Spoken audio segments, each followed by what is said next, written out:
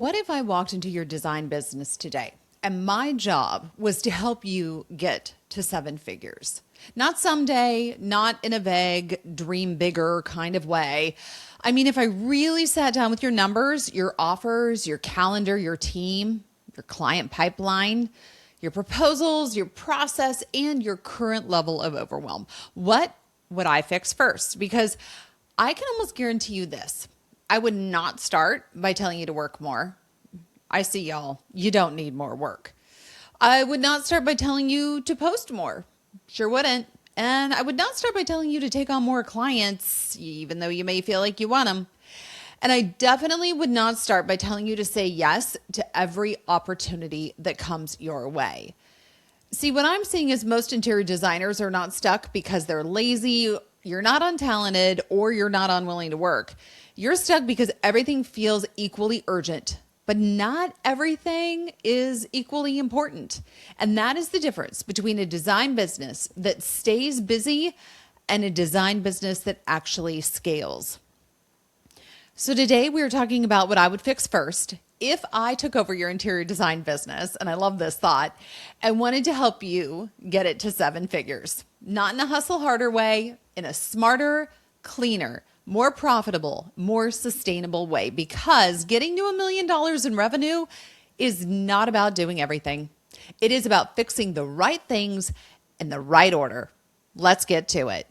Welcome back to Success by Design. I am so glad you are here for your Tough Talk Wednesday.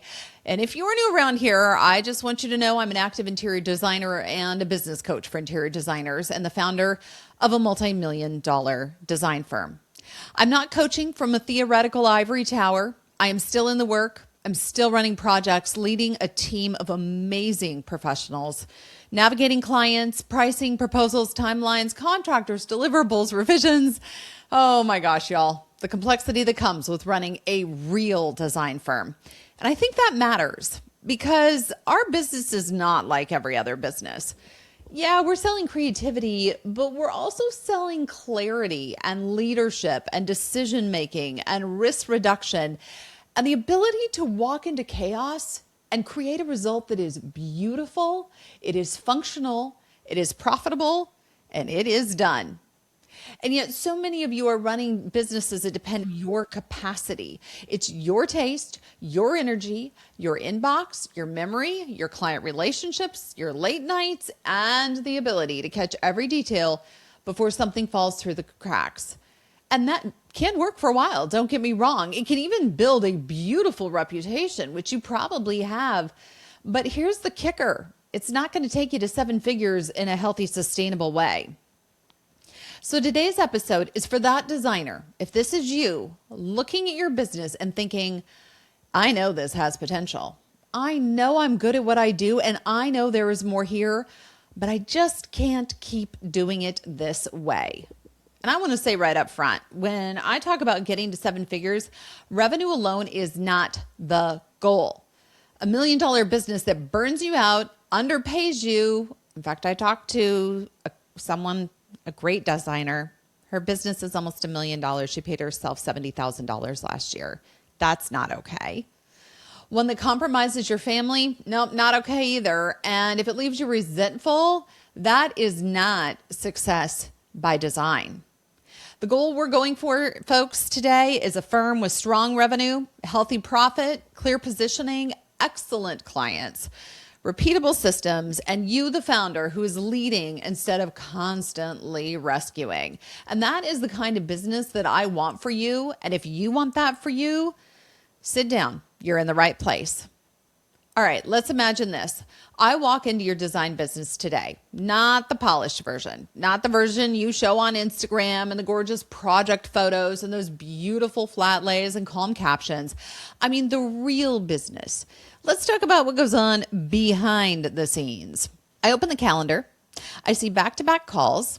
I open the inbox and there are hundreds of unread emails. Some are from clients, maybe some vendors, and of course, a couple contractors. Some are from people just saying, yeah, checking in, which is never really just checking in. It usually means, where is that thing that I need that you already feel guilty about? Then I look at your proposals, and some are underpriced. They are inconsistent. Some may include deliverables you should absolutely not be including at this price point.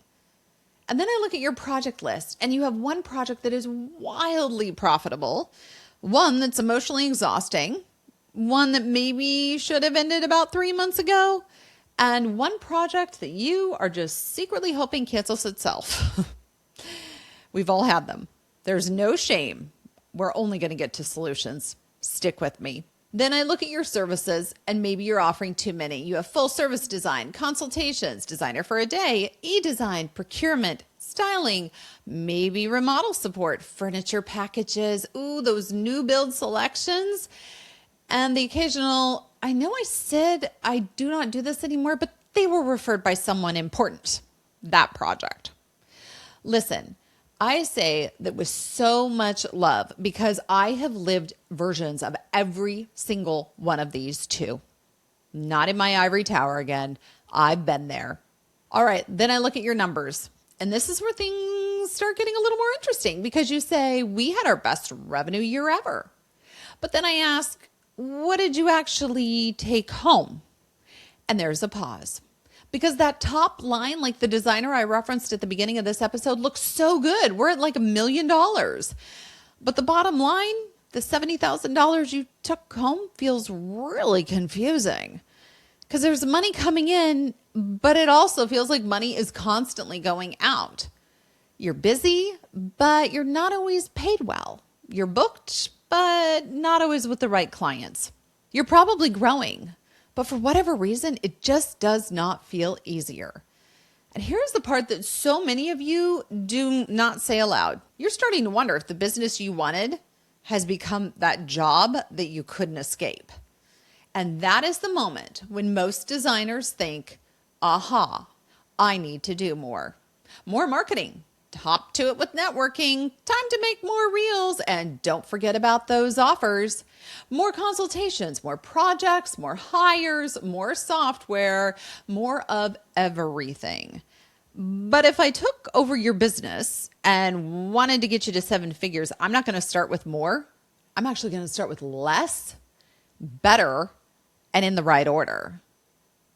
Let's talk about this misdiagnosis for a moment, because when a design business is not growing the way that the founder wanted it to grow, I found that it's usually one of 5 things is wrong.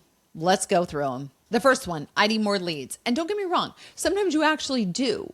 But very often the bigger problem is not lead volume. It's lead quality or offer clarity or conversion or pricing, or the fact that the wrong people are entering your world because your message is too broad.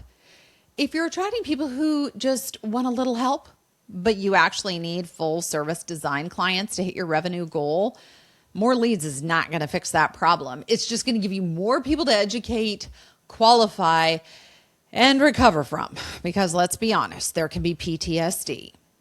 All right, second, I need to lower my prices. When clients hesitate, designers often assume the price is the problem. But sometimes the price is not the problem. In fact, often it's not. Sometimes the value of the price has not been communicated clearly. Sometimes that scope is confusing. Sometimes the client does not understand the cost of indecision and mistakes and delays and piecemealing together a design. And sometimes you're selling hours when you should be selling outcomes, because pricing is not just math. Pricing is positioning. All right, let's talk about number 3. This is where you go. I need to hire more help. So many of you default to this. I'm drowning. I need more help. Okay, maybe you do. But hiring into chaos does one thing: creates more chaos. See, if your process is unclear, and I was just talking to a coaching client about this week. She wanted to hire a project manager. And I said, not until we get your processes right, because she doesn't know what her job is. She doesn't know what she's supposed to do or what she's supposed to follow. Okay, if your process is unclear, a new hire is not going to solve the problem. Just like the coaching client this week, they're just going to inherit your problem and think that they're magically supposed to be able to read your mind, understand your processes, and produce the desired result. No offense to any of them, but they're not the minimalist. Then you become the bottleneck because now all of a sudden you're the trainer, you're the quality control department, you're the emotional support person for someone who cannot succeed because the business does not have enough structure. That's not fair to you. It's not fair to them. Another one I hear, I need better clients. Again, maybe you actually do. But before we start blaming the clients, let's look at what the business has taught them. Did the proposal create clear boundaries? Did the contract define decision points? Did the process explain how communication works? And did you set expectations and a limited number for revisions? Did you train that client to wait for scheduled updates, or did you train them that you'll respond at 10:47 p.m. via text on your personal cell phone? See, sometimes we do not have wrong fit clients, but sometimes we have under-led clients. This is why I always explain the client relationship as a dance. Someone has to lead, someone has to follow. And you, in case you don't know, should be leading the dance. And if you don't, they're going to step all over your toes, and it's not their fault. They're just trying to move through a process they don't understand with someone who isn't guiding them. But good news, it's fixable. We're going to get to that in just a minute. All right, the fifth and final one. And if you feel this way, I just want to give you a giant hug. I'm just bad at business. No. See, I don't believe that. Yes, I have my master's in business administration, but I don't believe you need that to succeed. I think a lot of interior designers are incredibly capable business owners who were never taught the actual architecture of a scalable business. Oh, I get it. You were taught design, you were taught aesthetics, you were taught client presentations, but were you ever taught how to build a 7-figure revenue model? Were you ever taught how to price for profit? Were you ever taught to read your numbers in a way that tells you what to do next? Were you taught how to stop being the primary engine of every single deliverable in your business? Because most of you that I talk to, and I'm so glad you trust me, you weren't. And that's not your fault, but we do get a chance to fix it. So if your business feels heavy, it may not mean you're failing. It may mean the structure that got you here is not the structure that can take you there to that 7-figure destination. So let's get really practical here. If I took over your interior design business today and wanted to help you get to 7 figures, here's what I would do first. And I am going to give these to you in order because order matters. I want to point out this is not a random list. This is a triage plan. Because when a business is leaking energy and time and money and confidence, you do not fix everything at once. You fix first what unlocks the most growth. So let's get to it, because the first thing I'm going to fix is your business model. It's not your logo. It's not your Instagram bio or your welcome packet. It's not your project management software. It is that business model, because if the math does not work, guess what? Your motivation isn't going to either. A lot of you are trying to hit 7 figures with a business model that cannot realistically get you there without absolutely crushing you. So I would ask, what are we selling? To whom? At what price point? At what margin? With what level of your involvement as the founder? And how many times do we need to sell it to reach the goal? Let's say you want to hit $1 million business. You could sell $10,000, $100,000 projects. You could sell 20, 50,000 projects, or you could sell 40 eye-watering $25,000 projects. Or you could have a blend of design fees, procurement revenue, consulting, commercial contracts, or repeat client work. But each model requires a different team, a different process, a different calendar, and a sales engine. And this is where I see a lot of designers getting into trouble. They say, I want to get to $1 million, but your offer site is built around small, custom, founder-heavy work. So you're trying to hit a high revenue goal with a low leverage model. And I want to point out, this is not a character flaw. It's just you trying to be everything to everyone, which means you're nothing to no one. And that turns into a real math problem. And math problems are beautiful because we can solve them. So if I took over your business, I would look at your current offers and ask, which offer has the strongest profit potential? Which offer attracts the best clients? Which offer creates repeat or referral opportunities? And on the flip side, which offer drains the team? And which offer is secretly a custom monster wearing a cute little package name? And which offer flat out needs to go? That last question matters because seven-figure businesses are not built by saying yes to everything. They are built by becoming known for the right thing. And so for many of you, the first fix is simplifying the offer suite, not because you're less talented, because clarity scales and confusion does not. All right, I want to talk about number 2, pricing and profitability, because pricing is what you charge, but profitability, that's what you get to keep. And you can have high prices and extremely low profit, like the coaching client I referenced at the beginning. You can have a beautiful revenue year and still feel broke. You can charge premium fees and still leak money through scope creep, unclear procurement margins, under-tracked hours, over-servicing, unbilled revisions, and team inefficiency. If I took over your business, I would want to know, what is your average project fee? And then by the same token, what is your average project profit? How many hours does each phase actually take you? Where are you giving away your expertise? Because see, they're not paying you for the work you're doing. They're paying you for the work you've done to do the work you're doing. Where are you absorbing client indecision? And where are you paying your team to redo work because the process was unclear? In fact, we just had a client in our firm. We did the design plan, sent it off to them. Contractually, they were allowed one round of revisions. They reached out to us and said, we want some revisions. I said, great. Did you make sure that your ownership approved these revisions? They said, great point. Let us check. They went back to their management. Time goes by. 4 weeks, but we aren't putting hours on our clock. We're sitting there waiting. And we are charging them a project management fee because they are on our boards. Ironically, they came back just today and said, we're great with the original design. Ownership loves it. What do we need to do next? That is what you were looking for. Not even one round of revisions because they understood the process. You led the dance. There were very specific parameters and you got it right the first time. That is the shift. A 7-figure design business cannot be built on apologetic or unclear pricing or on, gosh, I hope this number feels okay. Or let me shave this down so they say yes. See, instead, it has to be built on that value, that clarity, and that confidence. And this is where I want to be very honest. This is the tough talk. Sometimes your pricing problem is not that your number is too low. Sometimes your pricing problem is that you do not fully believe the result is worth the number you're selling.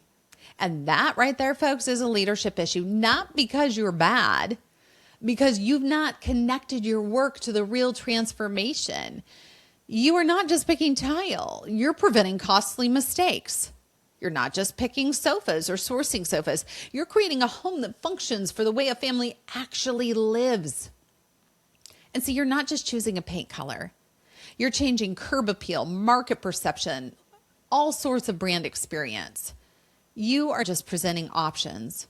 You are reducing decision fatigue for a client who is overwhelmed and does not know what matters. And that is so incredibly valuable. So if I took over your business, I would fix pricing in 4 places, raise or restructure fees where the scope and your value demand it. Eliminate underpriced offers that attract the wrong clients. We don't just need a paycheck and a heartbeat here, folks. Protect profit with clear boundaries around revisions and communication and those deliverables. And finally, I want you to start reviewing profitability by project type, not just total annual revenue. Because you might find, I have a very strong hunch you will, that the offer you are emotionally attached to is not the offer that is going to take you to 7 figures. And that right there, folks, that's leadership. Noticing what is true and being brave enough to respond to it. All right. The third thing I would fix is positioning, because if your positioning is vague, your marketing has to work too hard. This is one of the biggest issues I see with talented designers. You're good. Your work is beautiful. Your clients love you, But when I ask you what you're doing differently, I hear things like, we really listen. We are very client centered. We create timeless spaces. We care about function and beauty. We make the process easier. And those things may all be true, but they are not distinct enough to create demand. They are the price of entry. They're not the differentiator. See, if you want to get to seven figures, people need to know why you're the obvious choice, not just the good choice, the obvious choice. And that usually comes from specificity. A specific client, a specific problem, a specific result, a specific point of view, a specific process, a specific category, and a specific transformation. So if I took over your business, I would look at your brand and ask, can a stranger understand what you do in 10 seconds? Can a referral partner explain it accurately? Does your website pre-qualify or does it confuse? Does your content show leadership or just a bunch of pretty pictures? Does your portfolio support the kind of work you want more of? Are you known for something profitable? Do people know when to send you a client? See, many designers are afraid that narrowing their positioning is going to limit them. But I'm going to tell you right now, vague positioning is usually what's actually limiting you. When you try to be everything for everyone, you become harder to remember. But when you become specific, you become easier to refer. And this does not mean you can never take a project outside your niche. It means the market needs a clear handle. At ColorWorks, my firm, we do not just say we design spaces. We are clear about multifamily, commercial, and the design strategy that helps assets become more competitive, more beautiful, more valuable. And that type of clarity matters. It's changing how people perceive us. It changes who refers us. It changes what opportunities come our way. So fix number 3 we're talking about here really is positioning. And before you post more, make sure that your message is actually worth repeating. Number 4. Let's fix our numbers. And I know some of you just got really uncomfortable because designers often do not want to think of themselves as salespeople, but sales is not manipulation. See, sales is leadership. It's helping a potential client understand the gap between where they are and where they want to go, and then deciding whether your firm is the right fit to be the bridge between the two. The problem is that many designers do not even have a sales process. You have a conversation, a vibe, a consult, a proposal, and a prayer. And then a follow-up email that says, just checking in. All right, tough love. That is not a process. That is emotional roulette. And if I took over your business, I would want to know, all right, where do your leads come from? And how do you qualify them? What questions do you ask before a consult? Do you lead the conversation or do you let the client run it? Do you charge for that consult? And do you explain your process clearly when you're there? Do you discuss investment before the proposal? And do you send proposals to unqualified leads? Do you know your close rate? Do you know why people say no? Because see, to get to 7 figures, you don't just need more inquiries. You need a sales process that protects your time and converts the right people. And here's a very practical fix. Before you send another proposal, I want you to ask yourself, have I clearly diagnosed the client's problem? Have I confirmed the value and the solution? Have I discussed budget or investment range? Have I explained what success requires from them? Have I shown why our process is the right path? If not, I'm going to tell you right now, the proposal is doing too much work. A proposal should confirm the decision. It should not carry the entire sale. And this is why so many designers are exhausted by proposals.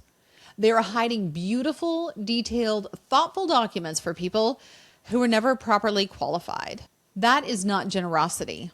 That is unpaid labor disguised as hope. So if I were fixing your business, I would tighten the sales process right quick. We're going to have better intake, better qualification, better consult questions, and you're going to pay for that consult. Better investment conversations, better proposal structure, better follow-up, because Even a small improvement in your conversion can create massive growth without adding more leads. And that is the power of fixing first. All right, time for number 5, the client experience and boundaries. Because the first thing I would fix is your experience. And I do not mean making it fancier. I mean making it clearer. A luxury client experience is not just beautiful packaging and a great presentation. A luxury client experience is knowing what happens next. It is feeling led. It is not having to wonder who is responsible for what, and not being surprised by costs, timelines, decisions, deadlines, or communication norms. That's why they hired you. Many designers think the client experience problem is that clients are needy. And sometimes, I'm not going to lie, and I've had them on my roster. Yes, that is true. But often clients become needy when the process has gaps and they don't know what to do because they're trying to fill it with whatever they've got. When they don't know what is happening, that silence is going to get filled with anxiety. And then there's going to be an email. And then they text. Then they ask for another option. And then they change their mind. And suddenly you're not leading a design process. You're managing a committee you did not approve. So if I took over your business, I would map the client journey, inquiry, consultation, paid consultation, proposal, onboarding, discovery, concept, design development, procurement, implementation, installation, wrap up, referral, and a thank you gift. Then I would ask, where do clients get confused? Where do they slow down? And where do they ask the same questions over and over? Where are those expectations getting misaligned? Where do we need a script or a template or a checklist, a meeting agenda, or a boundary? Because here's your clue. If clients keep asking, when will I see options? Your process needs a timeline. And if clients keep texting you, your communication policy needs reinforcement. And if they keep adding scope, your contract and change order process needs some clarity. And let me caveat here, it is great that they want to add scope. You need a contract, which you can find over at my website, successbydesign.coach, that allows every email to be an amendment to the original scope, so you're not having to create tons more paperwork for yourself. Also, if clients keep delaying decisions, then your process needs decision deadlines and consequences. And these are not random annoyances. These are symptoms. You are the diagnostician. Figure out what's going on and fix it, because 7-figure founders learn to read the symptoms and not just react to them. All right, let's talk operations and systems, because that's a big one. Operations may not sound glamorous, but operations are where profit goes to live or die. And this is where a lot of creative businesses get stuck. The front end looks gorgeous, and the back end is duct tape and a memory. And that may work when you have 2 projects, but I'm going to tell you right now, it doesn't work when you have 10, or in our case, almost 70. It may not work when you are solo. It will not work when you have a team. And it may work when every client is patient, but it's not going to work when you are charging premium fees and expectations are high. So if I took over your business, I would not immediately create a 200-page operations manual. I would start with the repeated friction. What are we doing over and over that should be standardized? Or what keeps falling through the cracks? What decisions are being remade every single time? What information lives only in my head? What tasks require you when maybe they really shouldn't? Because if the business cannot run without you as the founder touching everything, you're not leading the firm. You're powering a very expensive machine by hand. And usually for design firms, the highest impact systems are inquiry and lead tracking. I'm going to tell you right now, proposal creation. Did you know in our average proposal, I only insert 3 items? Yeah, 3 items, and it's out the door in less than 3 minutes. Project kickoff, that's another one where you're going to see a huge high impact system. Client communication, selections and approvals is one. Procurement tracking, install planning, project closeout, and financial review. All of those are your highest impact systems, and you do not need a system for everything on day one. If you heard that list and you immediately melted, but what you do need are systems for the things that create money, that protect money, that save your time and reduce mistakes and improve that client experience. And don't mishear me. Your systems do not need to be perfect. Ours are not perfect, but they need to be usable and sustainable. A messy checklist that gets used is better than a gorgeous dashboard that nobody opens. And a simple weekly project review is better than a complicated project management system that everyone ignores. See, the goal here is not to be robotic. It's to create enough structure that your creativity has room to breathe and to bloom. All right, finally, I want to talk about the founder's role, because many of you do not understand what your role is as the founder, and that is okay. Let's talk about it, because this may be the most important fix once you are trying to move towards 7 figures. The business cannot outgrow the identity of the founder. If you see yourself as the only one who can do it right, guess what? The business is going to organize itself around that belief. And if you believe your clients only want you, the business is going to organize itself around that belief. And if you believe every decision needs your approval, yeah, you know what I'm going to say, the business is going to organize itself around that belief. And then one day you're going to wake up and realize you're not leading a business, you're holding it hostage. With love, with talent, with tons of good intentions, but you're still holding it hostage. So if I took over your business, I'd ask, what are you doing that only you can do? What are you doing that someone else could do with training? What are you doing that someone else should already be doing? And what are you doing that should not be done at all? Because then we would start moving you up on the value ladder of your own business. A 7-figure founder cannot spend the majority of her week inside low-value tasks. And that doesn't mean you become disconnected. Don't mishear me. It just means that your role changes. You move from doing everything to leading the standard, from catching every mistake to building quality control, from being the main point of contact for every question to designing communication pathways, from personally carrying the brand to actually creating a team that can deliver the brand you've created. And from being the best designer in the room to becoming the strongest leader in the business. See, leadership is not the opposite of creativity. Leadership is what protects creativity at scale. I want to zoom out for a minute, because you may be thinking, gosh, Katie, I need all of those fixes: business model, pricing, positioning, sales, client experience, operation, founder's role. You may. But you do not fix them all at once. You fix the constraint. See, the constraint is the thing currently limiting growth the most. If you have plenty of leads but low conversion, the constraint is sales. If you have high conversion but low profit, the constraint is pricing or scope or overhead. If you have strong demand but chaotic delivery, you might need some help in operations.